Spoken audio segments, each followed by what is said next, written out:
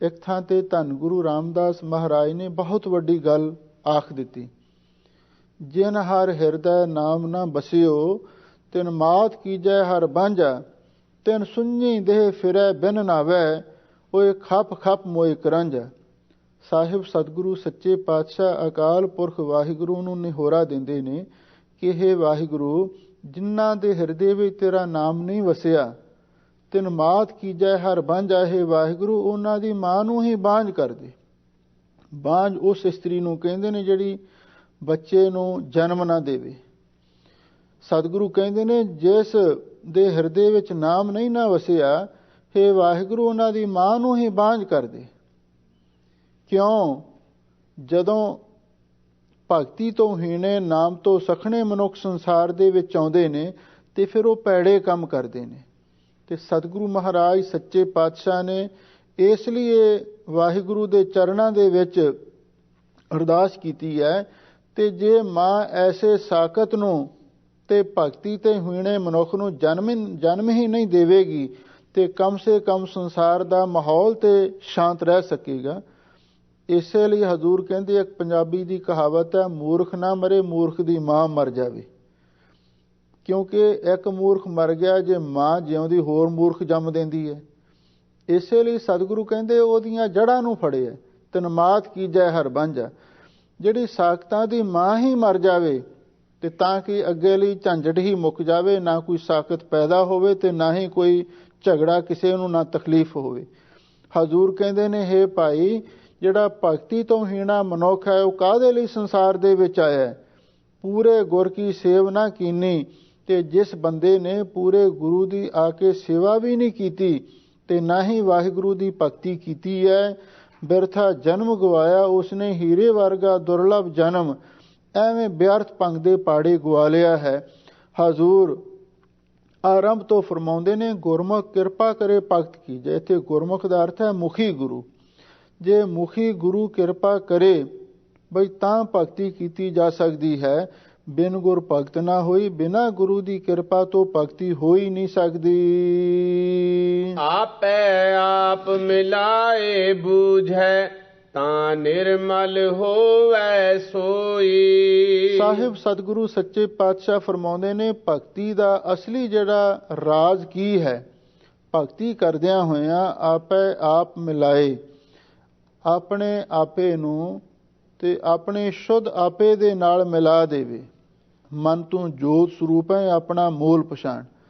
ਆਪਣੇ ਇਸ ਮਨ ਨੂੰ, ਆਪਣੇ ਇਸ ਆਪੇ ਨੂੰ ਵੀ ਉਸ ਜੋਤੀ ਸਰੂਪ ਵਾਹਿਗੁਰੂ ਦੇ ਨਾਲ ਮਿਲਾ ਦੇਵੇ, ਤਾਂ ਉਹ ਅਸਲੀ ਭਗਤੀ ਦੇ ਰਾਜ ਨੂੰ ਸਮਝ ਸਕਦਾ ਹੈ। ਤੇ ਜਦੋਂ ਆਪਣੇ ਆਪੇ ਵਿੱਚ ਆਪਾ ਮਿਲ ਜਾਵੇ ਤਾਂ ਨਿਰਮਲ ਹੋਵੇ ਸੋਈ, ਤੇ ਫਿਰ ਉਹ ਪਾਏ ਮਹਾਨ ਨਿਰਮਲ, ਉੱਚੇ ਸੁੱਚੇ ਪਵਿੱਤਰ ਜੀਵਨ ਵਾਲਾ ਬਣ ਜਾਂਦਾ ਹੈ। ਹਰ ਜੀਉ ਸਾਚਾ ਸਾਚੀ ਬਾਣੀ, ਸ਼ਬਦ ਮਿਲਾਵਾ ਹੋਈ। ਸਾਹਿਬ ਸਤਿਗੁਰੂ ਸੱਚੇ ਪਾਤਸ਼ਾਹ ਫਰਮਾਉਂਦੇ ਨੇ, ਉਹ ਵਾਹਿਗੁਰੂ ਜੀ ਆਪ ਵੀ ਸੱਚਾ ਹੈ। ਆਦ ਸੱਚ, ਜੁਗਾਦ ਸੱਚ, ਹੈ ਪੀ ਸੱਚ, ਨਾਨਕ ਹੋਸੀ ਪੀ ਸੱਚ। ਸਾਚੀ ਬਾਣੀ, ਤੇ ਉਸ ਵਾਹਿਗੁਰੂ ਦੀ ਬਾਣੀ ਵੀ ਪਾਈ ਸੱਚੀ ਹੈ। ਆ ਜੋ ਬਾਣੀ ਹੈ ਇਹ ਉਸ ਅਕਾਲ ਪੁਰਖ ਦੀ ਬਾਣੀ ਹੈ ਤੇ ਸੱਚੀ ਬਾਣੀ ਹੈ।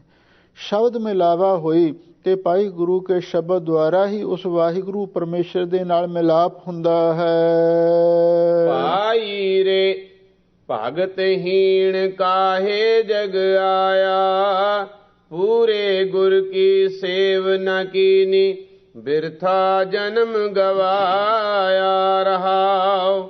ਆਪੇ ਜਗ ਜੀਵਨ ਸੁਖ ਦਾਤਾ, ਆਪੇ ਬਖਸ਼ ਮਿਲਾਏ। ਰਹਾਉ ਵਿਸਰਾਮ ਦੇ ਕੇ ਸਾਹਿਬ ਸਤਿਗੁਰੂ ਸੱਚੇ ਪਾਤਸ਼ਾਹ ਅੱਗੇ ਫਰਮਾਉਂਦੇ ਨੇ, ਗੁਰਮੁਖੋ, ਉਹ ਵਾਹਿਗੁਰੂ ਆਪ ਹੀ ਸਾਰੇ ਜਗ ਦਾ ਜੀਵਨ ਸਰੂਪ ਹੈ। ਆ ਜਿਹੜੀ ਜੀਵਨ ਸ਼ਕਤੀ ਹੈ ਵਾਹਿਗੁਰੂ ਪਰਮੇਸ਼ਰ ਦੀ ਹੈ। ਜਦੋਂ ਵਾਹਿਗੁਰੂ ਆਪਣੀ ਜੋਤ ਖਿੱਚ ਲੈਂਦਾ ਉਸੇ ਵੇਲੇ ਸਰੀਰ ਖਾਕ ਦੀ ਢੇਰੀ ਬਣ ਜਾਂਦਾ ਹੈ। ਹਜ਼ੂਰ ਕਹਿੰਦੇ ਉਹ ਵਾਹਿਗੁਰੂ ਸਾਰੇ ਜਗ ਦਾ ਜੀਵਨ ਸਰੂਪ ਹੈ ਤੇ ਸਾਰੇ ਸੁੱਖਾਂ ਦਾ ਦਾਤਾ ਹੈ। ਆਪੇ ਬਖਸ਼ ਮਿਲਾਏ, ਤੇ ਉਹ ਵਾਹਿਗੁਰੂ ਆਪ ਹੀ ਆਪਣੇ ਭਗਤਾਂ ਦੇ ਪਿਛਲੇ ਸਾਰੇ ਗੁਨਾਹਾਂ ਨੂੰ ਬਖਸ਼ ਕੇ ਤੇ ਉਹਨਾਂ ਨੂੰ ਭਗਤੀ ਨਾਮ ਦੀ ਬਖਸ਼ਿਸ਼ ਕਰਕੇ ਆਪਣੇ ਨਾਲ ਮਿਲਾ ਲੈਂਦਾ ਹੈ। ਜੀ जंत ए क्या विचारे, क्या को आख सुनाए। ਸਾਹਿਬ ਸਤਿਗੁਰੂ ਸੱਚੇ ਪਾਤਸ਼ਾਹ ਫਰਮਾਉਂਦੇ ਨੇ, ਜਿਤਨੇ ਵੀ ਇਹ ਜੀਵ ਜੰਤ ਨੇ, ਭਾਵ ਛੋਟੇ ਵੱਡੇ ਉੱਚੇ ਨੀਵੇਂ ਗਰੀਬ ਅਮੀਰ ਸਾਰੇ ਹੀ ਆ ਜਾਂਦੇ ਨੇ ਜੀ ਜੰਤ ਵਿੱਚ। ਜਿਤਨੇ ਵੀ ਛੋਟੇ ਵੱਡੇ ਜੀਵ ਨੇ ਇਹ ਵਿਚਾਰੇ ਕੀ ਨੇ, ਇਹਨਾਂ ਦੇ ਹੱਥ ਵਸ ਕੁਝ ਵੀ ਨਹੀਂ ਹੈ। ਕਿਆ ਕੋ ਆਖ ਸੁਣਾਏ, ਤੇ ਕੀ ਕੋਈ ਆਪਣੇ ਆਖ ਦਾ ਅਰਥ ਹੈ ਮੂੰਹੋਂ ਬੋਲ ਕੇ ਕੁਝ ਸੁਣਾ ਸਕਦਾ ਹੈ। ਇਹਦਾ ਮਤਲਬ ਇਹ ਹੈ ਜੋ ਵੀ ਕੁਛ ਕਰਦਾ ਹੈ ਨਾ ਵਾਹਿਗੁਰੂ ਪਰਮੇਸ਼ਰ ਆਪ ਕਰਦਾ ਹੈ। ਇਹਨਾਂ ਜੀਵਾਂ ਦੇ ਵਸ ਵਿੱਚ ਕੁਝ ਵੀ ਨਹੀਂ ਹੈ। ਇਸੇ ਲਈ ਤਰਸ ਦੇ ਵਿੱਚ ਆ ਕੇ ਸਤਿਗੁਰੂ ਕਹਿੰਦੇ ਨੇ, ਇਹ ਕੀ ਕੋਈ ਕਿਸੇ ਨੂੰ ਆਖ ਕੇ ਸੁਣਾ ਸਕਦੇ ਹਨ। ਗੁਰਮੁਖ ਆਪੇ ਦੇ ਵਡਾਈ, ਆਪੇ ਸੇਵ ਕਰਾਏ। ਸਾਹਿਬ ਸਤਿਗੁਰੂ ਸੱਚੇ ਪਾਤਸ਼ਾਹ ਫਰਮਾਉਂਦੇ ਨੇ, ਉਹ ਅਕਾਲ ਪੁਰਖ ਵਾਹਿਗੁਰੂ ਪਰਮੇਸ਼ਰ ਗੁਰੂ ਦੁਆਰਾ ਜਿਸ ਨੂੰ ਆਪ ਹੀ ਵਡਿਆਈ ਦੇਣਾ ਚਾਹੇ ਤੇ ਫਿਰ ਆਪੇ ਸੇਵ ਕਰਾਏ, ਤੇ ਫਿਰ ਆਪ ਹੀ ਉਹਦੇ ਪਾਸੋਂ ਸੇਵਾ ਕਰਵਾਉਂਦਾ। ਆਪੇ ਸੇਵਾ ਲਾਇਨ ਆਪੇ ਬਖਸ਼ ਕਰੇ, ਸਭਨਾ ਕਾ ਮਾਂ ਪਿਓ ਆਪ ਹੈ ਆਪੇ ਸਾਰ ਕਰੇ। ਜਿਨ੍ਹਾਂ ਨੂੰ ਵਡਿਆਈ ਦੇਣਾ ਚਾਹੁੰਦਾ ਹੈ ਵਾਹਿਗੁਰੂ, ਆਪ ਹੀ ਉਹਨਾਂ ਨੂੰ ਸੇਵਾ ਦੇ ਵਿੱਚ ਲਾ ਦਿੰਦਾ। ਤੇ ਸਮਝ ਲਓ ਜਿਹੜਾ ਸੇਵਾ ਦੇ ਵਿੱਚ ਲੱਗਿਆ ਹੈ ਤੇ ਫਿਰ ਉਹਨੂੰ ਵਡਿਆਈ ਤਾਂ ਮਿਲਣੀ ਹੀ ਮਿਲਣੀ ਹੈ। ਜਿਨ ਸੇਵਿਆ ਤਿਨ ਪਾਇਆ ਮਾਨ, ਨਾਨਕ ਗਾਵੀਐ ਗੁਣੇ ਨਿਧਾਨ। ਟਹਿਲ ਮਹਿਲ ਤਾਂ ਕੋ ਮਿਲੇ ਜਾਂ ਕੋ ਸਾਧ ਕਿਰਪਾਲ। ਜਿਨ੍ਹਾਂ ਤੇ ਗੁਰੂ ਪ੍ਰਸੰਨ ਹੁੰਦੇ ਨੇ, ਟਹਿਲ ਸੇਵਾ ਕਰਕੇ ਮਹਿਲ ਉੱਚਾ ਮੁਰਾਤਬਾ ਵੀ ਉਸੇ ਨੂੰ ਪ੍ਰਾਪਤ ਹੁੰਦਾ ਹੈ। ਭਾਈ ਮੰਝ ਨੇ ਸੇਵਾ ਕੀਤੀ ਤੇ ਸਤਿਗੁਰੂ ਨੇ ਉਹਨੂੰ ਇਹ ਵਰਦਾਨ ਦਿੱਤਾ, ਮੰਝ ਪਿਆਰਾ ਗੁਰੂ ਨੂੰ ਗੁਰ ਮੰਝ ਪਿਆਰਾ, ਮੰਝ ਗੁਰੂ ਕਾ ਬੋਹਿਥਾ ਜਗ ਲੰਘਣ ਹਾਰਾ। ਬਸ ਜਿਹਨੂੰ ਵਾਹਿਗੁਰੂ ਆਪ ਵਡਿਆਈ ਦੇਣਾ ਚਾਹੇ ਤੇ ਉਹਨੂੰ ਸੇਵਾ ਦੇ ਵਿੱਚ ਲਾ ਦਿੰਦਾ ਹੈ ਤੇ ਸੇਵਾ ਦੁਆਰਾ ਸਭ ਕੁਝ ਪ੍ਰਾਪਤ ਹੁੰਦਾ ਹੈ। ਦੇਖ ਕੁਟੰਬ ਮੋਹਿ ਲੋ ਭਾਣਾ, ਚਲਦਿਆਂ ਨਾਲ ਨ ਜਾਈ। ਸਾਹਿਬ ਸਤਿਗੁਰੂ ਸੱਚੇ ਪਾਤਸ਼ਾਹ ਹੁਣ ਮਨਮੁਖ ਜੀਵ ਦੀ ਦਸ਼ਾ ਬਿਆਨ ਕਰਦੇ ਹਨ। ਦੇਖ ਕੁਟੰਬ, ਉਹ ਆਪਣੇ ਕੁਟੰਬ ਦਾ ਅਰਥ ਹੈ ਪਰਿਵਾਰ ਨੂੰ ਦੇਖ ਕੇ। ਮੋਹੇ ਲੋਭਾਣਾ, ਇਹ ਲੋਭਾਣਾ ਹੀ ਪਾਠ ਕਰਨਾ। ਦੇਖ ਕੁਟੰਬ ਮੋਹੇ ਲੋਭਾਣਾ, ਉਹ ਆਪਣੇ ਪਰਿਵਾਰ ਨੂੰ ਦੇਖ ਕੇ ਮੋਹ ਦੇ ਵਿੱਚ ਲੁਭਾਏ ਮਾਨ ਹੋ ਜਾਂਦਾ ਹੈ। ਪਰ ਉਹਨੂੰ ਇਸ ਗੱਲ ਦਾ ਪਤਾ ਨਹੀਂ, ਚਲਦਿਆਂ ਨਾਲ ਨਾ ਜਾਈ। ਜਦੋਂ ਆਂਦਾ ਸਮਾਂ ਆਇਆ ਤੇ ਉਸ ਵੇਲੇ ਇਸਨੇ ਨਾਲ ਨਹੀਂ ਜਾਣਾ। ਮਾਤ ਪਿਤਾ ਬੰਤਾ ਸੁਤ ਬੰਧਪ, ਇਸ਼ਟ ਮੀਤ ਅਰ ਭਾਈ, ਪੂਰਵ ਜਨਮ ਕੇ ਮਿਲੇ ਸੰਜੋਗੀ, ਅੰਤਹਿ ਕੋ ਨਾ ਸਹਾਈ। ਪਰਿਵਾਰ ਨਾਲ ਜਿੰਨਾ ਮਰਜੀ ਮੋਹ ਕਰ ਲਵੋ, ਆਂਦੇ ਸਮੇਂ ਨਾਲ ਨਹੀਂ ਕਿਸੇ ਦੇ ਕੋਈ ਜਾਂਦਾ। ਇਸੇ ਲਈ ਹਜ਼ੂਰ ਕਹਿੰਦੇ ਨੇ, ਠੀਕ ਹੈ ਆਪਣੇ ਪਰਿਵਾਰਕ ਫਰਜ਼ ਤਾਂ ਪੂਰੇ ਕਰੋ, ਬੱਚਿਆਂ ਦੀ ਪਰਵਰਿਸ਼ ਕਰੋ, ਉਹਨਾਂ ਦੀ ਲਿਖਾਈ ਪੜ੍ਹਾਈ ਕਰੋ, ਉਹਨਾਂ ਦੇ ਵਿਆਹ ਵੀ ਕਰੋ, ਉਹਨਾਂ ਨੂੰ ਕੰਮ ਵੀ ਦਿਓ, ਪਰ ਮੋਹ ਦੇ ਵਿੱਚ ਖਾਚਤ ਹੋ ਕੇ ਨਹੀਂ, ਉਹਨਾਂ ਨੂੰ ਸਭ ਕੁਝ ਸਮਝ ਕੇ ਨਹੀਂ। ਸਾਡਾ ਅਸਲੀ ਜਿਹੜਾ ਜੀਵਨ ਦਾ ਉਦੇਸ਼ ਕੋਈ ਹੋਰ ਹੈ, ਉਹਨੂੰ ਸਮਝਣ ਦੀ ਲੋੜ ਹੈ। ਹਜ਼ੂਰ ਕਹਿੰਦੇ ਨੇ ਉਹ ਉਦੇਸ਼ ਕੀ ਹੈ। ਪਰਿਵਾਰ ਨੇ ਤੇ ਨਾਲ ਨਹੀਂ ਜਾਣਾ, ਤੇ ਜਿਹੜੀ ਚੀਜ਼ ਨੇ ਨਾਲ ਜਾਣਾ ਉਹ ਕੀ ਹੈ। ਹਜ਼ੂਰ ਅੱਗੇ ਫਰਮਾਉਂਦੇ ਹਨ, ਸਤਿਗੁਰ ਸੇਵ ਗੁਣ ਨਿਧਾਨ ਪਾਇਆ, ਤਿਸ ਦੀ ਕੀਮ ਨ ਪਾਈ। ਬਈ ਅਸੀਂ ਤੇ ਸਤਿਗੁਰੂ ਨੂੰ ਆਪਣਾ ਮਿੱਤਰ ਬਣਾਇਆ ਹੈ। ਪਰਿਵਾਰ ਦਾ ਮੋਹ ਛੱਡ ਕੇ ਪਰਿਵਾਰਕ ਫਰਜ਼ਾਂ ਦੀ ਪੂਰਤੀ ਕਰਦਿਆਂ ਹੋਇਆਂ ਅਸੀਂ ਸਤਿਗੁਰੂ ਦੀ ਸੇਵਾ ਕੀਤੀ ਤੇ ਸਤਿਗੁਰੂ ਦੀ ਸੇਵਾ ਕਰਕੇ ਗੁਣ ਨਿਧਾਨ ਪਾਇਆ। ਅਸੀਂ ਗੁਣਾਂ ਦੇ ਖਜ਼ਾਨੇ ਅਕਾਲ ਪੁਰਖ ਵਾਹਿਗੁਰੂ ਦੇ ਨਾਮ ਨੂੰ ਪ੍ਰਾਪਤ ਕੀਤਾ ਹੈ, ਕਿਉਂਕਿ ਸਤਿਗੁਰੂ ਦੀ ਸੇਵਾ ਤੋਂ ਨਾਮ ਦੀ ਪ੍ਰਾਪਤੀ ਹੁੰਦੀ ਹੈ। ਨਾਮ ਸਾਰੇ ਗੁਣਾਂ ਦਾ ਖਜ਼ਾਨਾ ਹੈ। ਤਿਸ ਦੀ ਕੀਮ ਨਾ ਪਾਈ, ਉਸ ਨਾਮ ਦੀ ਕੀਮਤ ਕਿਸੇ ਨੇ ਹੁਣ ਤੱਕ ਨਹੀਂ ਪਾਈ। ਬਹੁ ਸ਼ਾਸਤਰ ਬਹੁ ਸਿਮਰਤੀ, ਪੇਖੇ ਸਰਬ ਢੰਡੋਲ, ਪੂਜਸ ਨਾਹੀਂ ਹਰ ਹਰੇ ਨਾਨਕ ਨਾਮ ਅਮੋਲ।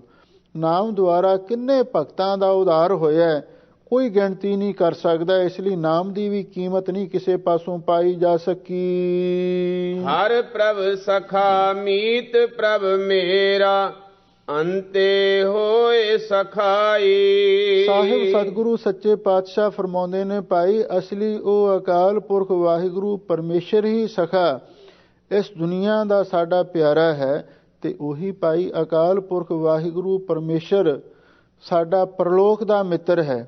ਅੰਤੇ ਹੋਏ ਸਖਾਈ, ਤੇ ਆਂਦੇ ਸਮੇਂ ਵੀ ਭਾਈ ਉਸ ਵਾਹਿਗੁਰੂ ਪਰਮੇਸ਼ਰ ਨੇ ਹੀ, ਸਖਾਈ ਦਾ ਅਰਥ ਹੈ ਮਦਦਗਾਰ ਹੋਣਾ। ਉਹ ਵਾਹਿਗੁਰੂ ਇਸ ਸੰਸਾਰ ਦਾ ਵੀ ਪਿਆਰਾ ਹੈ, ਦਰਗਾਹ ਦਾ ਵੀ ਮਿੱਤਰ ਹੈ। ਜਦੋਂ ਅੰਨ ਦਾ ਸਮਾਂ ਆਉਂਦਾ ਉਸ ਵੇਲੇ ਵਾਹਿਗੁਰੂ ਪਰਮੇਸ਼ਰ ਹੀ ਸਾਡਾ ਮਦਦਗਾਰ ਹੁੰਦਾ ਹੈ। ਇਸੇ ਲਈ ਤਾਂ ਸਤਿਗੁਰੂ ਨੇ ਆਖਿਆ ਹੈ, ਤਿੱਥੈ ਤੂੰ ਸਮਰੱਥ ਜਿੱਥੈ ਕੋਇ ਨਾਹੇ, ਉਥੈ ਤੇਰੀ ਰਖ ਅਗਨੀ ਉਦਰ ਮਾਹੇ, ਸੁਣ ਕੇ ਜਮ ਕੇ ਦੂਤ ਨਾਏ ਤੇਰਾ ਛੱਡ ਜਾਹੇ। ਜਿੱਥੇ ਕੋਈ ਸਾਡੀ ਸਹਾਇਤਾ ਨਹੀਂ ਕਰਦਾ, ਵਾਹਿਗੁਰੂ ਉੱਥੇ ਸਹਾਇਤਾ ਕਰਦਾ ਹੈ। ਮਾਤਾ ਦੇ ਗਰਭ ਦੇ ਵਿੱਚ ਤੇ ਦਰਗਾਹ ਦੇ ਵਿੱਚ ਤੇ ਅੰਨ ਦੇ ਸਮੇਂ, ਇਹ ਤਿੰਨ ਸਮਿਆਂ ਤੇ ਸਾਡੀ ਹੋਰ ਕੋਈ ਸਹਾਇਤਾ ਨਹੀਂ ਕਰਦਾ। ਪਰ ਹਜ਼ੂਰ ਕਹਿੰਦੇ ਮੇਰਾ ਵਾਹਿਗੁਰੂ ਉਸ ਵੇਲੇ ਵੀ ਸਾਡੀ ਸਹਾਇਤਾ ਕਰਦਾ ਹੈ। ਆਪਣੇ ਮਨ ਚਿਤ ਕਹੈ ਕਹਾਏ, ਬਿਨ ਗੁਰ ਆਪ ਨ ਜਾਈ। ਸਾਹਿਬ ਸਤਿਗੁਰੂ ਸੱਚੇ ਪਾਤਸ਼ਾਹ ਫਰਮਾਉਂਦੇ ਨੇ, ਆਪਣੇ ਮਨ ਚਿਤ ਵਿੱਚ ਜੋ ਮਰਜੀ ਆਦਮੀ ਕਹੀ ਜਾਵੇ ਤੇ ਅਖਵਾਈ ਜਾਵੇ, ਬਿਨ ਗੁਰ ਆਪ ਨਾ ਜਾਏ। ਬਿਨਾਂ ਗੁਰੂ ਦੀ ਕਿਰਪਾ ਤੋਂ ਆਪਾ ਭਾਵ ਹੰਕਾਰ ਨਹੀਂ ਜਾ ਸਕਦਾ। ਹਰ ਜੀਉ ਦਾਤਾ ਭਗਤ ਵਛਲ ਹੈ, ਕਰ ਕਿਰਪਾ ਮਨ ਵਸਾਈ। ਸਾਹਿਬ ਸਤਿਗੁਰੂ ਸੱਚੇ ਪਾਤਸ਼ਾਹ ਫਰਮਾਉਂਦੇ ਨੇ, ਹਰ ਜੀਉ ਦਾਤਾ, ਉਹ ਅਕਾਲ ਪੁਰਖ ਵਾਹਿਗੁਰੂ ਜੀ ਦਾਤਾ ਹੈ ਤੇ ਭਗਤ ਵਛਲ, ਉਹ ਭਗਤੀ ਨਾਲ ਪਿਆਰ ਕਰਨ ਵਾਲਾ ਹੈ। ਭਗਤੀ ਤੋਖਤ ਦੀਨ ਕਿਰਪਾਲਾ, ਗੁਣੇ ਨਾ ਕਿਤ ਹੀ ਹੈ ਪਿਗਾ। ਉਹ ਵਾਹਿਗੁਰੂ ਆਪਣੇ ਭਗਤਾਂ ਦੀ ਕਿਉਂ ਬੌੜੀ ਕਰਦਾ ਹੈ? ਇਹਦਾ ਇੱਕੋ ਹੀ ਕਾਰਨ ਹੈ, ਉਹ ਭਗਤੀ ਕਰਦੇ ਨੇ। ਵਾਹਿਗੁਰੂ ਦਾ ਭਗਤੀ ਨਾਲ ਪਿਆਰ ਹੈ, ਚਾਹੇ ਕੋਈ ਵੀ ਭਗਤੀ ਕਰ ਲਵੇ। ਹਰ ਜੀਉ ਦਾਤਾ ਭਗਤ ਵਛਲ ਹੈ। ਇੱਕ ਵਾਰੀ ਕਿਸੇ ਰਾਜੇ ਨੇ ਕਿਸੇ ਮਹਾਂਪੁਰਖਾਂ ਦੇ ਕੋਲ ਸਵਾਲ ਕੀਤਾ, ਕਹਿੰਦੇ ਜਦੋਂ ਭਗਤਾਂ ਤੇ ਭੀੜ ਬਣਦੀ ਹੈ ਤੇ ਪਰਮੇਸ਼ਰ ਆਪ ਕਿਉਂ ਆਉਂਦਾ? ਤਾਂ ਮਹਾਂਪੁਰਖ ਕਹਿਣ ਲੱਗੇ, ਬਈ ਭਗਤਾਂ ਦਾ ਵਾਹਿਗੁਰੂ ਦੇ ਨਾਲ ਪਿਆਰ ਹੀ ਇੰਨਾ ਹੁੰਦਾ ਹੈ, ਜਦੋਂ ਉਹਨਾਂ ਤੇ ਭੀੜ ਬਣਦੀ ਵਾਹਿਗੁਰੂ ਨੂੰ ਆਪ ਹੀ ਆਉਣਾ ਪੈਂਦਾ। ਰਾਜਾ ਕਹਿਣ ਲੱਗਾ, ਉਹ ਕਿਸੇ ਨੂੰ ਹੋਰ ਵੀ ਤਾਂ ਭੇਜ ਹੀ ਸਕਦਾ।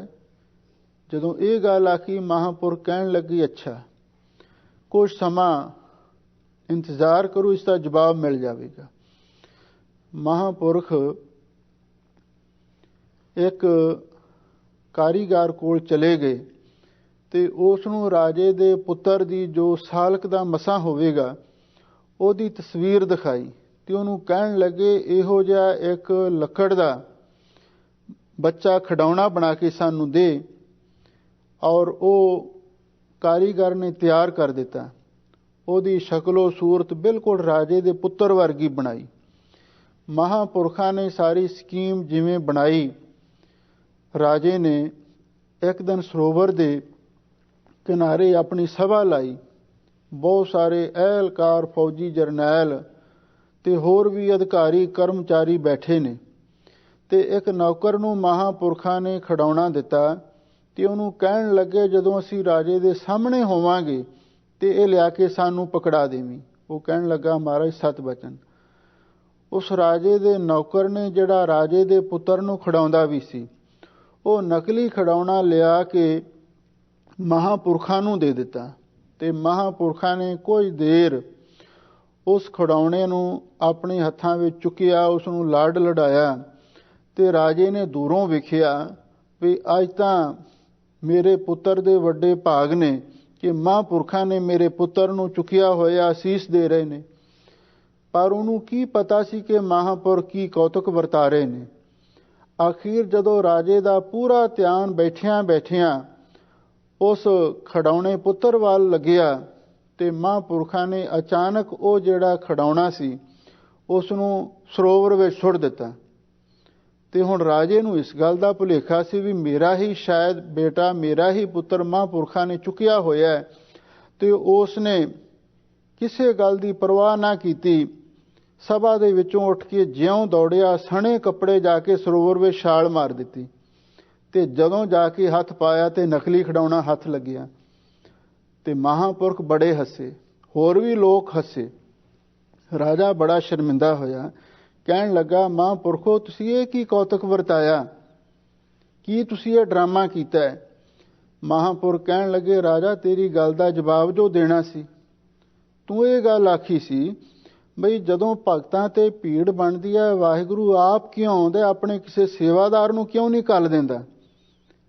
ਹੁਣ ਤੇਰੇ ਕੋਲ ਅਹਿਲਕਾਰ ਵੀ ਬੈਠੇ ਸਨ, ਫੌਜੀ ਜਰਨੈਲ ਵੀ ਬੈਠੇ ਸਨ, ਤੂੰ ਆਪ ਕਿਉਂ ਆ ਕੇ ਛਾਲ ਮਾਰੀ? ਇਹ ਇਸ ਦਾ ਜਵਾਬ ਸੀ। ਰਾਜਾ ਕਹਿਣ ਲੱਗਾ, ਮੈਂ ਸੋਚਿਆ ਵੀ ਮੇਰਾ ਪੁੱਤਰ ਕਦੇ ਡੁੱਬ ਕੇ ਮਰ ਹੀ ਨਾ ਜਾਵੇ, ਅਹਿਲਕਾਰਾਂ ਦਾ ਕੀ ਪਤਾ ਕਿੰਨੀ ਦੇਰ ਲਾ ਦਿੰਦੇ। ਮੈਂ ਸੋਚਿਆ ਮੈਂ ਹੀ ਭੱਜ ਕੇ ਜਾਵਾਂ, ਮੈਂ ਉਸ ਨੂੰ ਬਚਾ ਸਕਦਾ ਹਾਂ। ਮੋਹ ਹੀ ਐਸੀ ਚੀਜ਼ ਹੁੰਦੀ ਹੈ। ਮਹਾਂਪੁਰ ਕਹਿਣ ਲੱਗੇ, ਬਸ ਆਹੀ ਇੱਕ ਰਾਜ ਹੈ। ਜਿਵੇਂ ਪੁੱਤਰ ਤੇ ਮੁਸੀਬਤ ਪਵੇ, ਪਿਤਾ ਹੀ ਭੱਜ ਕੇ ਬੌੜੀ ਕਰਦਾ ਹੈ, ਤੇ ਜਦੋਂ ਭਗਤਾਂ ਤੇ ਭੀੜ ਬਣਦੀ, ਵਾਹਿਗੁਰੂ ਪਰਮੇਸ਼ਰ ਆਪ ਆ ਕੇ ਬੌੜਦਾ ਹੈ। ਇਸੇ ਲਈ ਤਾਂ ਸਾਹਿਬ ਸਤਿਗੁਰੂ ਸੱਚੇ ਪਾਤਸ਼ਾਹ ਫਰਮਾਉਂਦੇ ਹਨ, ਉਹ ਵਾਹਿਗੁਰੂ ਭਾਈ ਦਾਤਾ ਵੀ ਹੈ ਤੇ ਭਗਤ ਵਸ਼ਲ ਵੀ ਹੈ। ਭਗਤੀ ਨਾਲ ਪਿਆਰ ਕਰਦਾ ਹੈ ਤੇ ਭਗਤਾਂ ਨਾਲ ਵੀ ਸਨੇਹ ਕਰਦਾ ਹੈ। ਕਰ ਕਿਰਪਾ ਮਨ ਵਸਾਈ। ਤੇ ਭਾਈ ਸਤਿਗੁਰੂ ਕਿਰਪਾ ਕਰਕੇ ਉਸ ਵਾਹਿਗੁਰੂ ਦਾ ਨਾਮ ਸਾਡੇ ਮਨ ਵਿੱਚ ਵਸਾ ਦਿੰਦੇ ਹਨ। ਨਾਨਕ ਸੋਭਾ ਸੁਰਤ ਦੇ ਪ੍ਰਭ ਆਪੇ ਗੁਰਮੁਖ ਦੇ ਵਡਿਆਈ। ਨਾਨਕ ਸੋਭਾ ਸੁਰਤ ਦੇ ਪ੍ਰਭ, ਇੱਥੇ ਵਿਸਰਾਮ ਹੈ, ਆਪੇ ਗੁਰਮੁਖ ਦੇ ਵਡਿਆਈ। ਨਾਨਕ ਸੋਭਾ ਸੁਰਤ ਦੇ ਪ੍ਰਭ, ਹਜ਼ੂਰ ਕਹਿੰਦੇ ਉਹ ਅਕਾਲ ਪੁਰਖ ਵਾਹਿਗੁਰੂ ਪਰਮੇਸ਼ਰ ਆਪ ਹੀ ਗੁਰਮੁਖਾਂ ਨੂੰ ਸੋਭਾ ਦਿੰਦਾ ਹੈ ਤੇ ਆਪ ਹੀ ਸੁਰਤ ਸੋਝੀ ਬਖਸ਼ਿਸ਼ ਕਰਦਾ ਹੈ। ਜਾਂ ਨਾਨਕ ਸੋਭਾ ਸੁਰਤ ਦੇ ਪ੍ਰਭ, ਇਹ ਵੀ ਕਿਸੇ ਵਿਦਵਾਨ ਨੇ ਅਰਥ ਕੀਤਾ ਹੈ ਕਿ ਉਹ ਵਾਹਿਗੁਰੂ ਉਹਨਾਂ ਗੁਰਮੁਖਾਂ ਨੂੰ ਸੁਰਤ ਦੀ ਸੋਭਾ ਦਿੰਦਾ ਹੈ। ਇੱਕ ਤਾਂ ਹੈ ਨਾ ਬਾਹਰ ਸਰੀਰ ਦੀ ਸੋਭਾ, ਪਰ ਉਹਨਾਂ ਨੂੰ ਸੁਰਤ ਦੀ ਸੋਭਾ ਦਿੰਦਾ ਹੈ। ਅੰਦਰੋਂ ਉਹਨਾਂ ਨੂੰ ਖੂਬਸੂਰਤ ਬਣਾ ਦਿੰਦਾ ਹੈ। ਉਹਨਾਂ ਵਿੱਚ ਐਸੀ ਚੰਗਿਆਈ ਤੇ ਐਸੇ ਗੁਣ ਭਰ ਦਿੰਦਾ ਹੈ, ਜਿੱਥੇ ਵੀ ਮਹਾਂਪੁਰਖ ਜਾਂਦੇ ਨੇ ਉਹਨਾਂ ਦਾ ਸਤਿਕਾਰ ਹੁੰਦਾ। ਰੇ ਰੇ ਦਰਗਹਿ ਕਹਿ ਨਾ ਕੋ, ਆਓ ਬੈਠ ਆਦਰ ਸ਼ੁਭ ਦਿਓ। ਹਜ਼ੂਰ ਫਰਮਾਉਂਦੇ ਨੇ ਉਹ ਵਾਹਿਗੁਰੂ ਆਪਣੇ ਸੇਵਕਾਂ ਨੂੰ ਦਰਗਾਹੀ ਸੋਭਾ ਵੀ ਦਿੰਦਾ ਹੈ ਤੇ ਨਾਲ ਹੀ ਭਾਈ ਉਹਨਾਂ ਨੂੰ ਸੁਰਤ ਜਿਹੜੀ ਆਤਮਕ ਸੋਝੀ ਵੀ ਪ੍ਰਦਾਨ ਕਰਦਾ ਹੈ। ਆਪੇ ਗੁਰਮੁਖ ਦੇ ਵਡਿਆਈ, ਤੇ ਉਹ ਵਾਹਿਗੁਰੂ ਆਪ ਹੀ ਗੁਰੂ ਦੁਆਰਾ ਉਹਨਾਂ ਗੁਰਮੁਖਾਂ ਨੂੰ ਵਡਿਆਈ ਵੀ ਦਿੰਦਾ ਹੈ। ਸ੍ਰੀ ਰਾਗ ਮਹੱਲਾ ਤੀਜਾ। ਧਨ ਜਨਨੀ ਜਿਨ ਜਾਇਆ, ਧਨ ਪਿਤਾ ਪ੍ਰਧਾਨ। ਧੰਨ ਗੁਰੂ ਅਮਰਦਾਸ ਮਹਾਰਾਜ ਸੱਚੇ ਪਾਤਸ਼ਾਹ ਇਸ ਅਗਲੇ ਸ਼ਬਦ ਵਿੱਚ ਉੱਤਮ ਬਖਤੇ ਦੁਆਰਾ ਮਨ ਨੂੰ ਸਿੱਖਿਆ ਬਖਸ਼ੀ ਹੈ। ਮੇਰੇ ਮਨ ਗੁਰਮੁਖ ਤੇ ਆਏ ਹਰ ਸੋਏ, ਗੁਰ ਕਾ ਸ਼ਬਦ ਮਨ ਵਸੈ, ਮਨ ਤਾਂ ਨਿਰਮਲ ਹੋਏ। ਰਹਾਓ, ਇਹ ਸਿਧਾਂਤ ਰੂਪ ਪੰਕਤੀਆਂ ਵਿੱਚ ਹਜ਼ੂਰ ਫਰਮਾਉਂਦੇ ਨੇ ਕਿ ਐ ਮੇਰੇ ਮਨ ਗੁਰਮੁਖ ਤੇ ਆਏ ਹਰ ਸੋਏ, ਤੂੰ ਗੁਰਮੁਖ ਬਣ ਕੇ ਗੁਰੂ ਦੇ ਸਨਮੁਖ ਹੋ ਕੇ ਉਸ ਅਕਾਲ ਪੁਰਖ ਵਾਹਿਗੁਰੂ ਨੂੰ ਧਿਆ। ਗੁਰ ਕਾ ਸ਼ਬਦ ਮਨ ਵਸੈ, ਜਦੋਂ ਗੁਰੂ ਕਾ ਸ਼ਬਦ, ਗੁਰੂ ਦਾ ਖਾਸ ਦੀਖਿਆ ਮੰਤਰ, ਗੁਰੂ ਦਾ ਗੁਰ ਮੰਤਰ ਤੇਰੇ ਮਨ ਵਿੱਚ ਵਸ ਜਾਵੇਗਾ, ਮਨ ਤਨ ਨਿਰਮਲ ਹੋਏ, ਤੇਰਾ ਮਨ ਵੀ ਤੇ ਤੇਰਾ ਤਨ ਵੀ ਨਿਰਮਲ ਹੋ ਜਾਵੇਗਾ। ਕਿਉਂਕਿ ਨਾਮ ਦੇ ਵਿੱਚ ਇਹ ਤਾਕਤ ਹੈ। ਭਰੀਐ ਮਤ ਪਾਪਾਂ ਕੈ ਸੰਗ, ਉਹ ਧੋਪੈ ਨਾਵੈ ਕੈ ਰੰਗ। ਜਿਹੜੀ ਸਾਡੀ ਅੰਦਰਲੀ ਮੈਲ ਹੈ ਉਹਨੂੰ ਨਾਮ ਹੀ ਧੋ ਸਕਦਾ ਹੈ। ਇਸੇ ਲਈ ਤਾਂ ਸਤਿਗੁਰੂ ਨੇ ਆਖਿਆ ਹੈ, ਤੀਰਥ ਨਹਾਵਣ ਜਾਓ, ਤੀਰਥ ਨਾਮ ਹੈ। ਜਿਹੜੇ ਬਾਹਰਲੇ ਤੀਰਥ ਨੇ ਉਹ ਤਨ ਦੀ ਮੈਲ ਨੂੰ ਧੋਂਦੇ ਨੇ ਤੇ ਮਨ ਦੀ ਮੈਲ ਨੂੰ ਨਾਮ ਹੀ ਧੋਂਦਾ ਹੈ। ਇਸੇ ਲਈ ਹਜ਼ੂਰ ਕਹਿੰਦੇ ਗੁਰੂ ਦਾ ਸ਼ਬਦ ਜਦੋਂ ਮਨ ਵਿੱਚ ਵਸ ਜਾਂਦਾ ਹੈ, ਮਨ ਵੀ ਤੇ ਤਨ ਵੀ ਨਿਰਮਲ ਹੋ ਜਾਂਦਾ ਹੈ। ਹੁਣ ਉਸ ਗੁਰੂ ਦੀ ਮਹਿਮਾ ਧੰਨ ਗੁਰੂ ਅਮਰਦਾਸ ਮਹਾਰਾਜ ਸੱਚੇ ਪਾਤਸ਼ਾਹ ਕਰਦੇ ਨੇ। ਧੰਨ ਜਨਨੀ ਜਿਨ ਜਾਇਆ, ਧੰਨ ਹੈ ਉਹ ਮਾਤਾ ਜਿਸ ਨੇ ਸਤਿਗੁਰੂ ਨੂੰ, ਜਾਇਆ ਦਾ ਅਰਥ ਹੈ ਜਨਮ ਦਿੱਤਾ ਹੈ, ਤੇ ਧੰਨ ਪਿਤਾ ਪ੍ਰਧਾਨ, ਤੇ ਧੰਨ ਉਹ ਪਿਤਾ ਹੈ ਜਿਸ ਨੇ ਧੰਨ ਗੁਰੂ ਅੰਗਦ ਦੇ ਮਹਾਰਾਜ ਸੱਚੇ ਪਾਤਸ਼ਾਹ ਨੂੰ ਸੰਸਾਰ ਦੇ ਵਿੱਚ ਆਉਣ ਦਾ ਮਾਣ ਬਖਸ਼ਿਆ ਹੈ, ਤੇ ਉਹ ਸਾਰਿਆਂ ਤੋਂ ਪ੍ਰਧਾਨ ਮੁਖੀ ਹੈ। ਇਹਦਾ ਮਤਲਬ ਇਹ ਹੈ ਸਤਿਗੁਰੂ ਦੇ ਮਾਤਾ ਵੀ ਤੇ ਪਿਤਾ ਵੀ ਧੰਨਤਾ ਯੋਗ ਨੇ, ਜਿਨ੍ਹਾਂ ਨੇ ਜਿਨ ਗੁਰੂ ਜਣਿਆ ਮਾਏ, ਜਿਨ੍ਹਾਂ ਨੇ ਭਾਈ ਗੁਰੂ ਨੂੰ ਜਨਮ ਦਿੱਤਾ ਹੈ। ਜਿਵੇਂ ਬਾਬਾ ਕਾਲੂ ਜੀ ਧੰਨ ਗੁਰੂ ਨਾਨਕ ਦੇਵ ਮਹਾਰਾਜ ਦੇ ਪਿਤਾ ਜੀ ਸਨ, ਤੇ ਉਹਨਾਂ ਦੇ ਮਾਤਾ ਤ੍ਰਿਪਤਾ ਜੀ ਉਹ ਵੀ ਧੰਨਤਾ ਯੋਗ ਨੇ, ਜਿਨ੍ਹਾਂ ਦੇ ਘਰ ਦੇ ਵਿੱਚ ਧੰਨ ਗੁਰੂ ਨਾਨਕ ਦੇਵ ਮਹਾਰਾਜ ਆਪ ਪ੍ਰਗਟ ਹੋਏ। ਇਸੇ ਤਰ੍ਹਾਂ ਧੰਨ ਗੁਰੂ ਅੰਗਦ ਦੇਵ ਮਹਾਰਾਜ ਦੀ ਮਾਤਾ ਵੀ ਤੇ ਉਹਨਾਂ ਦੇ ਪਿਤਾ ਬਾਬਾ ਫੇਰੂ ਮਲ ਜੀ ਉਹ ਵੀ ਧੰਤਾ ਯੁਗ ਨੇ। ਗੁਰੂ ਅਮਰਦਾਸ ਮਹਾਰਾਜ ਖੁਦ ਕਹਿ ਰਹੇ ਨੇ, ਧਨ ਹੈ ਉਹ ਮਾਤਾ ਜਿਸਨੇ ਗੁਰੂ ਨੂੰ ਜਨਮ ਦਿੱਤਾ, ਤੇ ਧਨ ਉਹ ਪਿਤਾ ਹੈ ਅਤੇ ਉਹ ਸਾਰਿਆਂ ਤੋਂ ਪ੍ਰਧਾਨ ਮੁਖੀ ਹੈ ਜਿਸਨੇ ਧੰਨ ਗੁਰੂ ਅੰਗਦ ਦੇ ਮਹਾਰਾਜ ਸੱਚੇ ਪਾਤਸ਼ਾਹ ਨੂੰ ਸੰਸਾਰ ਦੇ ਵਿੱਚ ਭੇਜਿਆ ਹੈ। ਸਤਿਗੁਰ ਸੇਵ ਸੁਖ ਪਾਇਆ, ਵਿੱਚੋਂ ਗਿਆ ਗੁਮਾਨ। ਧੰਨ ਗੁਰੂ ਅੰਗਦ ਦੇ ਮਹਾਰਾਜ ਸੱਚੇ ਪਾਤਸ਼ਾਹ ਨੇ ਸਤਿਗੁਰ ਸੇਵ, ਧੰਨ ਗੁਰੂ ਨਾਨਕ ਦੇ ਮਹਾਰਾਜ ਦੀ ਸੇਵਾ ਕੀਤੀ। ਐਸੀ ਸੇਵਾ ਕੀਤੀ, ਤੁਸੀਂ ਇਤਿਹਾਸ ਪੜ੍ਹੋ, ਮੁਰਦਾ ਖਾਣ ਨੂੰ ਵੀ ਤਿਆਰ ਹੋ ਜਾਂਦੇ ਨੇ। ਸਤਿਗੁਰੂ ਦੀ ਸੇਵਾ ਕਰਕੇ ਸੁਖ ਪਾਇਆ, ਉਹਨਾਂ ਨੇ ਸदैवी ਸੁਖ ਪ੍ਰਾਪਤ ਕੀਤਾ। ਵਿੱਚੋਂ ਗਿਆ ਗੁਮਾਨ, ਤੇ ਉਹਨਾਂ ਦੇ ਮਨ ਵਿੱਚੋਂ ਹੰਕਾਰ ਉਂਝ ਹੀ ਚਲਿਆ ਗਿਆ। ਹੰਕਾਰ ਉਹਨਾਂ ਦੇ ਅੰਦਰ ਰਿਹਾ ਹੀ ਨਹੀਂ। ਇਸੇ ਕਰਕੇ ਉਹਨਾਂ ਨੇ ਗੁਰਤਾ ਗੱਦੀ ਦਾ ਮਹਾਨ ਸੁਖ ਸਤਕਾਰ ਪ੍ਰਾਪਤ ਕਰ ਲਿਆ। ਦਰ ਸੇਵਨ ਸੰਤ ਜਨ ਖੜੇ, ਪਾਇਨ ਗੁਣੀ ਨਿਧਾਨ। ਹੁਣ ਇਸ ਵੇਲੇ ਧੰਨ ਗੁਰੂ ਅੰਗਦ ਦੇ ਮਹਾਰਾਜ ਸੱਚੇ ਪਾਤਸ਼ਾਹ ਦੇ ਦਰ ਦੇ ਅੰਦਰ ਜਿਹੜੇ ਗੁਰੂ ਪਿਆਰੇ ਸੰਤ ਜਨ ਹਨ, ਉਹ ਖੜੇ ਸੇਵਾ ਕਰ ਰਹੇ ਨੇ, ਤੇ ਸਤਿਗੁਰੂ ਦੀ ਸੇਵਾ ਕਰਕੇ ਪਾਇਨ ਗੁਣੀ ਨਿਧਾਨ, ਉਹ ਗੁਣਾਂ ਦੇ ਖਜ਼ਾਨੇ ਅਕਾਲ ਪੁਰਖ ਵਾਹਿਗੁਰੂ ਪਰਮੇਸ਼ਰ ਨੂੰ ਪ੍ਰਾਪਤ ਕਰਦੇ ਨੇ। ਧੰਨ ਗੁਰੂ ਅੰਗਦ ਦੇ ਮਹਾਰਾਜ ਦੀ ਮਹਿਮਾ ਦੇ ਵਿੱਚ ਸ਼ਬਦ ਉਚਾਰਨ ਕੀਤਾ ਹੈ, ਪਰ ਕੁਛ ਟੀਕਾਕਾਰਾਂ ਨੇ ਇਹ ਭਗਤਾਂ ਦੇ ਬਾਰੇ ਵੀ, ਮਹਾਂਪੁਰਖਾਂ ਦੇ ਬਾਰੇ ਵੀ ਲਿਖਿਆ ਵੀ ਉਹਨਾਂ ਦੀ ਮਾਂ ਵੀ ਧੰਨ ਹੈ ਤੇ ਪਿਤਾ ਵੀ ਧੰਨ ਹੈ।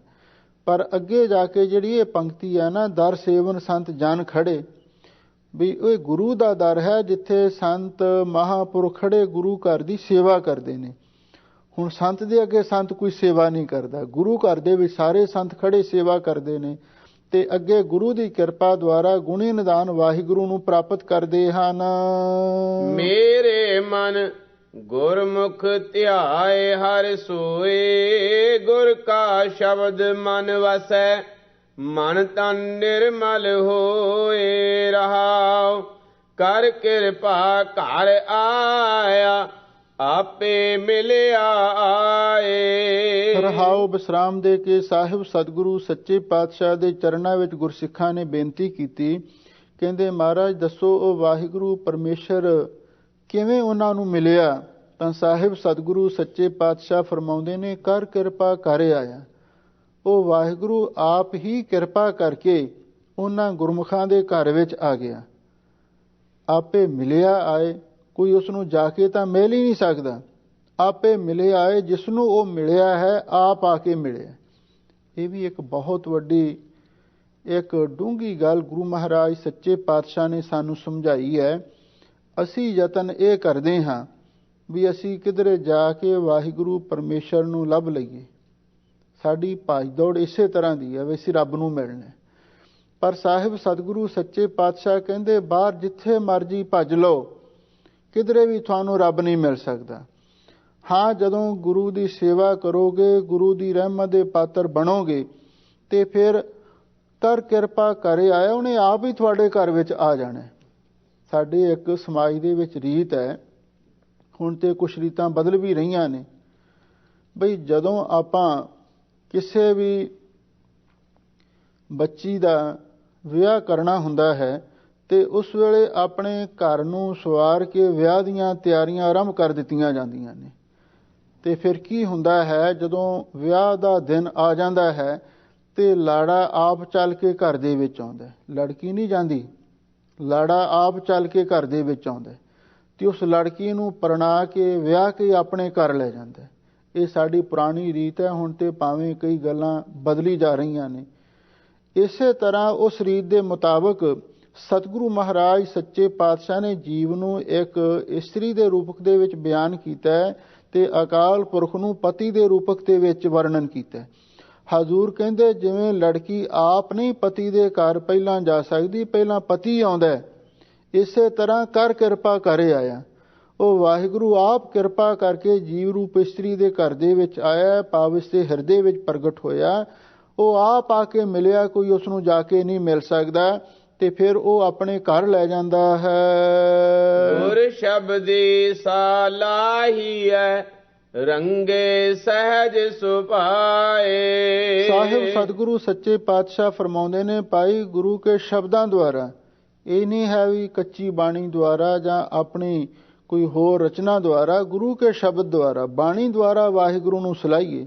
ਰੰਗੇ ਸਹਿਜ ਸੁਭਾਏ, ਫਿਰ ਵਾਹਿਗੁਰੂ ਸੁਤੇ ਸਿੱਧ ਹੀ ਤੁਹਾਨੂੰ ਵੀ ਉਹ ਨਾਮ ਤੇ ਭਗਤੀ ਦੇ ਰੰਗ ਵਿੱਚ ਰੰਗ ਦੇਵੇਗਾ। ਸੱਚੇ ਸੱਚ ਸਮਾਇਆ, ਮਿਲ ਰਹਿ ਨ ਵਿਛੜ ਜਾਏ। ਸਾਹਿਬ ਸਤਿਗੁਰੂ ਸੱਚੇ ਪਾਤਸ਼ਾਹ ਫਰਮਾਉਂਦੇ ਨੇ, ਸੱਚਾ ਸੱਚ ਸਮਾਇਆ, ਸੱਚੇ ਨਾਮ ਨੇ ਤੇ ਸਾਨੂੰ ਸੱਚੇ ਵਾਹਿਗੁਰੂ ਦੇ ਵਿੱਚ ਅਭੇਦ ਕਰ ਦਿੱਤਾ। ਕਿਉਂਕਿ ਨਾਮ ਜਪਣ ਵਾਲਾ ਵਾਹਿਗੁਰੂ ਦੇ ਵਿੱਚ ਲੀਨ ਹੋ ਜਾਂਦਾ ਹੈ ਤੇ ਹਜ਼ੂਰ ਕਹਿੰਦੇ ਮਿਲ ਰਹਿ, ਤੇ ਜਿਹੜਾ ਇੱਕ ਵਾਰੀ ਵਾਹਿਗੁਰੂ ਦੇ ਵਿੱਚ ਲੀਨ ਹੋ ਗਿਆ ਫਿਰ ਉਹਨੂੰ ਹਮੇਸ਼ਾ ਲਈ ਮਿਲਿਆ ਰਹਿੰਦਾ ਹੈ, ਨਾ ਵਿਛੜ ਜਾਏ, ਫਿਰ ਉਹ ਕਦੀ ਵਿਛੜ ਨਹੀਂ ਸਕਦਾ। ਜਿਵੇਂ ਕੋਈ ਨਦੀ ਇੱਕ ਵਾਰੀ ਸਮੁੰਦਰ ਵਿੱਚ ਰਲ ਜਾਵੇ ਨਾ, ਤੇ ਫਿਰ ਉਹ ਕਦੇ ਵੱਖ ਨਹੀਂ ਹੋ ਸਕਦੀ। ਇਸੇ ਤਰ੍ਹਾਂ ਜਿਹੜਾ ਇੱਕ ਵਾਰੀ ਵਾਹਿਗੁਰੂ ਦੇ ਵਿੱਚ ਮਿਲ ਗਿਆ ਤੇ ਫਿਰ ਉਹ ਮਿਲਿਆ ਹੀ ਰਹਿੰਦਾ, ਕਦੇ ਉਸ ਦੇ ਨਾਲੋਂ ਵਿਛੜ ਨਹੀਂ ਸਕਦਾ। ਜੋ ਕਿਛ ਕਰਨਾ ਸੋ ਕਰ ਰਿਹਾ, ਅਵਰ ਨ ਕਰਨਾ ਜਾਏ। ਸਾਹਿਬ ਸਤਿਗੁਰੂ ਸੱਚੇ ਪਾਤਸ਼ਾਹ ਫਰਮਾਉਂਦੇ ਨੇ, ਭਾਈ ਜੋ ਕੁਛ ਉਸ ਵਾਹਿਗੁਰੂ ਨੇ ਕਰਨਾ ਹੈ ਨਾ, ਸੋ ਕਰ ਰਿਹਾ, ਉਹ ਤੇ ਕਰ ਹੀ ਰਿਹਾ ਹੈ। ਜੋ ਕੁਝ ਉਸਨੇ ਕਰਨਾ ਹੈ ਉਹ ਕਰ ਹੀ ਰਿਹਾ ਹੈ। ਅਵਰ ਨਾ ਕਰਨਾ ਜਾਏ, ਤੇ ਉਸ ਤੋਂ ਬਿਨਾਂ ਹੋਰ ਭਾਈ ਕਿਸੇ ਦੇ ਪਾਸੋਂ ਕੁਝ ਵੀ ਨਹੀਂ ਕੀਤਾ ਜਾ ਸਕਦਾ। ਚਿਰੀ ਵਿਛੁੰਨੇ ਮੇਲਿਅਨ, ਸਤਿਗੁਰ ਪੰਨੇ ਪਾਏ। ਲੋ ਜਿਹੜੇ ਚਿਰਾਂ ਤੋਂ ਵਿਛੜੇ ਹੋਏ ਸਨ, ਜਨਮਾਂ ਜਨਮਾਂ ਤੋਂ ਵਿਛੜੇ ਹੋਏ ਜੀਵ ਸਨ, ਤੇ ਉਹਨਾਂ ਨੂੰ ਵਾਹਿਗੁਰੂ ਪਰਮੇਸ਼ਰ ਨੇ ਆਪਣੇ ਨਾਲ ਮੇਲ ਲਿਆ। ਕਿਵੇਂ ਮੇਲਿਆ? ਸਤਿਗੁਰ ਪੰਨੇ ਪਾਏ। ਵੀ ਸਤਿਗੁਰੂ ਦੇ ਪੰਨੇ ਦਾ ਅਰਥ ਹੈ ਸਤਿਗੁਰੂ ਦੇ ਖਾਤੇ ਵਿੱਚ ਪਾ ਕੇ, ਭਾਵ ਗੁਰੂ ਦਾ ਲੜ ਫੜਾ ਕੇ, ਗੁਰੂ ਦੀ ਸਿੱਖੀ, ਗੁਰੂ ਦਾ ਅੰਮ੍ਰਿਤ ਬਖਸ਼ਿਸ਼ ਕਰਕੇ, ਇਉਂ ਗੁਰੂ ਦੇ ਖਾਤੇ ਪਾ ਕੇ ਚਿਰਾਂ ਦੇ ਵਿਛੜਿਆਂ ਨੂੰ ਵਾਹਿਗੁਰੂ ਨੇ ਆਪਣੇ ਨਾਲ ਮੇਲ ਲਿਆ। ਆਪੇ ਕਾਰ ਕਰਾਏ ਸੀ, ਅਵਰ ਨ ਕਰਨਾ ਜਾਏ। ਸਾਹਿਬ ਸਤਿਗੁਰੂ ਸੱਚੇ ਪਾਤਸ਼ਾਹ ਫਰਮਾਉਂਦੇ ਨੇ, ਵਾਹਿਗੁਰੂ ਆਪ ਹੀ ਸੇਵਾ ਭਗਤੀ ਦੀ ਕਾਰ ਕਰਾਉਂਦਾ ਹੈ, ਅਵਰ ਨਾ ਕਰਨਾ ਜਾਏ। ਉਸ ਦੀ ਕਿਰਪਾ ਤੋਂ ਬਿਨਾਂ ਹੋਰ ਕਿਸੇ ਪਾਸੋਂ ਕੁਝ ਕੀਤਾ ਹੀ ਨਹੀਂ ਜਾ ਸਕਦਾ। ਅਸੀਂ ਕੋਈ ਆਪਣੀ ਮਰਜ਼ੀ ਦੇ ਨਾਲ ਕੋਈ ਕੰਮ ਕਰ ਹੀ ਨਹੀਂ ਸਕਦੇ, ਕਿਉਂਕਿ ਸਾਡੇ ਅੰਦਰ ਸਭ ਤੋਂ ਪਹਿਲਾਂ ਇੱਕ ਫੁਰਨਾ ਹੁੰਦਾ ਹੈ, ਤੇ ਉਸ ਫੁਰਨੇ ਤੋਂ ਅੱਗੇ ਅਸੀਂ ਕੰਮ ਕਰਨਾ ਸ਼ੁਰੂ ਕਰਦੇ ਹਾਂ। ਜਾਂ ਇਉਂ ਕਹਿ ਦਿਓ, ਸਾਡੇ ਮਨ ਵਿੱਚ ਇੱਕ ਸੋਚ ਪੈਦਾ ਹੁੰਦੀ ਹੈ ਵੀ ਅਸੀਂ ਆਹ ਕੰਮ ਕਰਨਾ, ਤੇ ਉਸ ਤੋਂ ਅੱਗੇ ਅਸੀਂ ਕੰਮ ਦੇ ਵਿੱਚ ਪ੍ਰਵਿਰਤ ਹੋ ਜਾਂਦੇ ਹਾਂ। ਤੇ ਹੁਣ ਉਹ ਮਨ ਦੇ ਵਿੱਚ ਵਾਹਿਗੁਰੂ ਪਰਮੇਸ਼ਰ ਆਪ ਬੈਠਾ ਹੈ। ਜਿਹੜੀ ਸੋਚਣ ਸ਼ਕਤੀ ਹੈ ਮਨ ਦੇ ਅੰਦਰ, ਵਾਹਿਗੁਰੂ ਆਪ ਉਹ ਪੈਦਾ ਕਰਦਾ ਹੈ। ਤੇ ਇਸੇ ਲਈ ਸਤਿਗੁਰੂ ਕਹਿੰਦੇ ਨੇ ਵੀ ਜੋ ਕੁਛ ਕਰਦਾ ਹੈ ਵਾਹਿਗੁਰੂ ਆਪ ਹੀ ਕਰ ਰਿਹਾ ਹੈ, ਕਿਉਂਕਿ ਸਭ ਦੇ ਅੰਦਰ ਪ੍ਰੇਰਕ ਤਾਂ ਉਹੀ ਹੈ ਨਾ। ਅਵਰ ਨਾ ਕਰਨਾ ਜਾਏ, ਉਸ ਤੋਂ ਬਿਨਾਂ ਆਪਣੀ ਮਰਜ਼ੀ ਨਾਲ ਕਿਸੇ ਦੇ ਪਾਸੋਂ ਕੁਝ ਵੀ ਨਹੀਂ ਕੀਤਾ ਜਾ ਸਕਦਾ। ਮਨ ਤਨ ਰਤਾ ਰੰਗ ਸਿਉ, ਹਉ ਮੈਂ ਤਜ ਵਿਕਾਰ। ਸਾਹਿਬ ਸਤਿਗੁਰੂ ਸੱਚੇ ਪਾਤਸ਼ਾਹ ਫਰਮਾਉਂਦੇ ਨੇ, ਗੁਰਮੁਖੋ ਸਾਡਾ ਮਨ ਵੀ ਤੇ ਤਨ ਵੀ ਉਸ ਵਾਹਿਗੁਰੂ ਦੇ ਨਾਮ ਦੇ ਭਗਤੀ ਦੇ ਰੰਗ ਵਿੱਚ ਰੰਗਿਆ ਗਿਆ ਹੈ। ਹਉਮੈ ਤਜ ਵਿਕਾਰ, ਹਉਮੈ ਤੇ ਵਿਕਾਰ ਛੱਡ ਕੇ ਤੇ ਫਿਰ ਇਹ ਸਾਡਾ ਮਨ ਤੇ ਤਨ ਵਾਹਿਗੁਰੂ ਦੇ ਰੰਗ ਵਿੱਚ ਰੰਗਿਆ ਗਿਆ ਹੈ। ਕਿਉਂਕਿ ਜਿੰਨਾ ਚਿਰ ਤੱਕ ਮਨ ਦੇ ਵਿੱਚ ਵਿਕਾਰ ਨਹੀਂ ਨਾ, ਤੇ ਉਹਨਾਂ ਚਿਰ ਸਾਡੇ ਮਨ ਨੂੰ ਤੇ ਨਾ ਹੀ ਤਨ ਨੂੰ ਨਾਮ ਦਾ ਭਗਤੀ ਦਾ ਰੰਗ ਚੜ੍ਹ ਸਕਦਾ ਹੈ। ਤੇ ਜਦੋਂ ਇਹ ਵਿਕਾਰ ਨਿਕਲ ਜਾਂਦੇ ਨੇ ਤੇ ਇਹ ਮਨ ਨਿਰਮਲ ਹੋ ਜਾਂਦਾ ਹੈ, ਤੇ ਫਿਰ ਇਹਨੂੰ ਰੰਗ ਚੜ੍ਹਦਾ ਹੈ। ਜਿਵੇਂ ਪਾਣੀ ਦਾ ਸੁਭਾਅ ਹੁੰਦਾ ਨਿਰਮਲ, ਤੇ ਪਾਣੀ ਦੇ ਵਿੱਚ ਤੁਸੀਂ ਕੋਈ ਵੀ ਰੰਗ ਘੋਲਦੇ ਹੋ ਨਾ, ਤੇ ਉਹੀ ਰੰਗ ਅਖਤਿਆਰ ਕਰ ਲੈਂਦਾ ਹੈ। ਤੇ ਜੇ ਪਾਣੀ ਵਿੱਚ ਪਹਿਲਾਂ ਕੋਈ ਹੋਰ ਰੰਗ ਘੋਲਿਆ ਹੋਵੇ ਤੇ ਅਸੀਂ ਆਖੀਏ ਹੁਣ ਉਹਦੇ ਵਿੱਚ ਕੋਈ ਹੋਰ ਰੰਗ ਘੋਲ ਕੇ ਰੰਗ ਚੇਂਜ ਕਰ ਦਈਏ, ਨਹੀਂ ਹੋ ਸਕਦਾ। ਇਸ ਲਈ ਪਹਿਲਾਂ ਪਾਣੀ ਨੂੰ ਸਾਫ਼ ਕਰਨਾ ਪਵੇਗਾ। ਜਦੋਂ ਪਾਣੀ ਸਾਫ਼ ਹੋ ਗਿਆ, ਫਿਰ ਜਿਹੜਾ ਮਰਜ਼ੀ ਰੰਗ ਘੋਲ ਦਿਓ, ਫਿਰ ਉਹੀ ਰੰਗ ਉਸ ਨੂੰ ਚੜ੍ਹ ਜਾਵੇਗਾ। ਤੇ ਉਸ ਪਾਣੀ ਦੇ ਵਿੱਚ ਹੋਰ ਕੱਪੜਾ ਵੀ ਡੁਬੋ ਦਿਓ, ਉਹਨੂੰ ਵੀ ਉਹ ਰੰਗ ਚੜ੍ਹ ਜਾਵੇਗਾ। ਇਸੇ ਤਰ੍ਹਾਂ ਸਤਿਗੁਰੂ ਕਹਿੰਦੇ ਨੇ ਵੀ ਪਹਿਲਾਂ ਹਉਮੈ ਤੇ ਜਿਹੜਾ ਵਿਕਾਰਾਂ ਦਾ ਰੰਗ ਸਾਡੇ ਮਨ ਨੂੰ ਚੜ੍ਹਿਆ ਹੋਇਆ, ਪਹਿਲਾਂ ਇਹਨੂੰ ਲਾਉਣਾ ਪਵੇਗਾ। ਜਦੋਂ ਇਹ ਹਉਮੈ ਤੇ ਵਿਕਾਰਾਂ ਦਾ ਰੰਗ ਲੈ ਗਿਆ, ਤੇ ਫਿਰ ਹੀ ਸਤਿਗੁਰੂ ਕਹਿੰਦੇ ਵਾਹਿਗੁਰੂ ਦੇ ਨਾਮ ਦਾ ਤੇ ਭਗਤੀ ਦਾ ਰੰਗ ਇਸ ਨੂੰ ਚੜ੍ਹਦਾ ਹੈ। ਅਹਨਿਸ ਹਿਰਦੈ ਰਵ ਰਹੈ, ਨਿਰਭਉ ਨਾਮ ਨਿਰੰਕਾਰ। ਜਦੋਂ ਮਨ ਤੇ ਤਨ ਨੂੰ ਵਾਹਿਗੁਰੂ ਦੇ ਨਾਮ ਦਾ ਭਗਤੀ ਦਾ ਰੰਗ ਚੜ ਜਾਂਦਾ ਹੈ ਤੇ ਫਿਰ ਕੀ ਹੁੰਦਾ ਹੈ? ਅਹਨਿਸ ਹਿਰਦੈ ਰਵ ਰਹੇ। ਫਿਰ ਉਹ ਰਾਤ ਦਿਨ ਆਪਣੇ ਹਿਰਦੇ ਵਿੱਚ ਉਸ ਵਾਹਿਗੁਰੂ ਪਰਮੇਸ਼ਰ ਦੇ ਨਾਮ ਨੂੰ, ਰਵ ਰਹੇ ਦਾ ਅਰਥ ਹੈ ਉਚਾਰਨ ਕਰਦਾ ਰਹਿੰਦਾ ਹੈ, ਉਸ ਨੂੰ ਚੇਤੇ ਕਰਦਾ ਰਹਿੰਦਾ ਹੈ। ਨਿਰਭਉ ਨਾਮ ਨਿਰੰਕਾਰ, ਉਸ ਨਿਰੰਕਾਰ ਦੇ ਨਿਰਭਉ ਨਾਮ ਨੂੰ, ਨਿਰਭਉ ਵਾਹਿਗੁਰੂ ਪਰਮੇਸ਼ਰ ਦਾ ਨਾਮ ਹੈ। ਜਦੋਂ ਆਪਾਂ ਮੂਲ ਮੰਤਰ ਪੜ੍ਹਦੇ ਹਾਂ ਉਹਦੇ ਵਿੱਚ ਇਹ ਸ਼ਬਦ ਆਉਂਦਾ ਹੈ, ਇੱਕ ਓੰਕਾਰ ਸਤਨਾਮ ਕਰਤਾ ਪੁਰਖ ਨਿਰਭਉ ਨਿਰਵੈਰ। ਇਸ ਲਈ ਉਹ ਨਿਰਭਉ ਨਾਮ ਨੂੰ, ਉਸ ਨਿਰੰਕਾਰ ਦੇ ਨਿਰਭਉ ਨਾਮ ਨੂੰ ਉਹ ਰਾਤ ਦਿਨ ਆਪਣੇ ਹਿਰਦੇ ਵਿੱਚ ਉਚਾਰਨ ਕਰਦਾ ਰਹਿੰਦਾ ਹੈ। ਨਾਨਕ ਆਪ ਮਿਲਾਇਨ ਪੂਰੇ ਸ਼ਬਦ ਅਪਾਰ। ਸਾਹਿਬ ਸਤਿਗੁਰੂ ਸੱਚੇ ਪਾਤਸ਼ਾਹ ਫਰਮਾਉਂਦੇ ਨੇ, ਉਹ ਅਪਾਰ ਪ੍ਰਭੂ ਪੂਰੇ ਸ਼ਬਦ ਦੁਆਰਾ ਨਾਨਕ ਆਪ ਮਿਲਾਇਨ, ਤੇ ਹਰ ਜੀਵ ਨੂੰ ਆਪਣੇ ਨਾਲ ਮਿਲਾ ਲੈਂਦੇ। ਉਹ ਅਪਾਰ ਪ੍ਰਭੂ ਪੂਰੇ ਗੁਰੂ ਦੇ ਸ਼ਬਦ ਦੁਆਰਾ, ਬਖਸ਼ੇ ਹੋਏ ਨਾਮ ਦੁਆਰਾ ਆਪਣੇ ਨਾਲ ਮਿਲਾਉਂਦਾ ਹੈ। ਇਹ ਉਸ ਵਾਹਿਗੁਰੂ ਪਰਮੇਸ਼ਰ ਨੇ ਅਸੂਲ ਹੀ ਬਣਾ ਦਿੱਤਾ ਵੀ ਜੇ ਕਿਸੇ ਨੇ ਮਿਲਣਾ ਹੈ ਪਹਿਲਾਂ ਪੂਰੇ ਗੁਰੂ ਦੀ ਸ਼ਰਨ ਵਿੱਚ ਜਾਓ, ਉਹਦੇ ਕੋਲੋਂ ਗੁਰਮਤਿ ਨਾਮ ਦੀ ਦਾਤ ਪ੍ਰਾਪਤ ਕਰੋ, ਤੇ ਫਿਰ ਜਿਵੇਂ ਜਿਵੇਂ ਉਸ ਨਾਮ ਦੀ ਕਮਾਈ ਕਰੋਗੇ ਤੁਹਾਡਾ ਇਹ ਭਾਂਡਾ ਸਾਫ਼ ਹੋਵੇਗਾ। ਜਦੋਂ ਐਨ ਭਾਂਡਾ ਸਾਫ਼ ਹੋ ਗਿਆ ਤੇ ਫਿਰ ਗੁਰੂ ਦੀ ਕਿਰਪਾ ਨਾਲ ਇਹਨੂੰ ਨਾਮ ਦਾ, ਭਗਤੀ ਦਾ ਰੰਗ ਚੜ੍ਹੇਗਾ। ਜਦੋਂ ਭਗਤੀ ਦਾ ਰੰਗ ਚੜ੍ਹ ਗਿਆ, ਅਠੇ ਪਹਿਰ ਇਕਤਾ ਲਿਵੈ ਮੰਨੇਨ ਹੁਕਮ ਅਪਾਰ, ਤੇ ਫਿਰ ਵਾਹਿਗੁਰੂ ਤੁਹਾਨੂੰ ਆਪਣੇ ਨਾਲ ਮਿਲਾ ਲਵੇਗਾ। ਇਹ ਅਸੂਲ, ਇਹ ਮਰਜ਼ਾਦਾ ਵਾਹਿਗੁਰੂ ਨੇ ਬਣਾਈ ਹੈ, ਤੇ ਜਿਹੜਾ ਵੀ ਇਸ ਮਰਜ਼ਾਦਾ ਨੂੰ ਅਪਣਾ ਲੈਂਦਾ ਹੈ, ਨਾਨਕ ਆਪ ਮਿਲਾਇਨ ਪੂਰਾ ਸ਼ਬਦ ਅਪਾਰ, ਉਹ ਅਪਾਰ ਪ੍ਰਭੂ ਗੁਰੂ ਦੇ ਪੂਰੇ ਸ਼ਬਦ ਦੁਆਰਾ ਉਸ ਨੂੰ ਆਪਣੇ ਨਾਲ ਮਿਲਾ ਲੈਂਦਾ ਹੈ। ਸਾਹਿਬ ਸਤਿਗੁਰੂ ਸੱਚੇ ਪਾਤਸ਼ਾਹ ਨੇ ਅਪਾਰ ਮਿਹਰ ਕੀਤੀ, ਸਾਨੂੰ ਪਾਵਨ ਪਵਿੱਤਰ ਸੁੰਦਰ ਅਮੋਲਕ ਉਪਦੇਸ਼ ਬਖਸ਼ੇ ਨੇ। ਆਪਾਂ ਇਹਨਾਂ ਨੂੰ ਸੁਣਿਆ, ਸੁਣ ਕੇ ਮਨ ਵਿੱਚ ਵਸਾਈਏ, ਇਹਦੇ ਨਾਲ ਸਾਡੇ ਜੀਵਨ ਦੀ ਸਫਲਤਾ ਹੋਵੇਗੀ। ਸਭ ਸੰਗਤਾਂ ਦਾ ਹਾਰਦਿਕ ਧੰਨਵਾਦ। ਹੋਈਆਂ ਭੁੱਲਾਂ ਚੁੱਕਾਂ ਲਈ ਖਿਮਾ ਕਰਨਾ। ਅਹਨਿਸ ਹਿਰਦੈ ਰਵ ਰਹੈ ਨਿਰਭਉ ਨਾਮ ਨਿਰੰਕਾਰ। ਨਾਨਕ ਆਪ ਮਿਲਾਇਨ ਪੂਰੇ ਸ਼ਬਦ ਅਪਾਰ। ਵਾਹਿਗੁਰੂ ਜੀ ਕਾ ਖਾਲਸਾ, ਵਾਹਿਗੁਰੂ ਜੀ ਕੀ ਫਤਿਹ।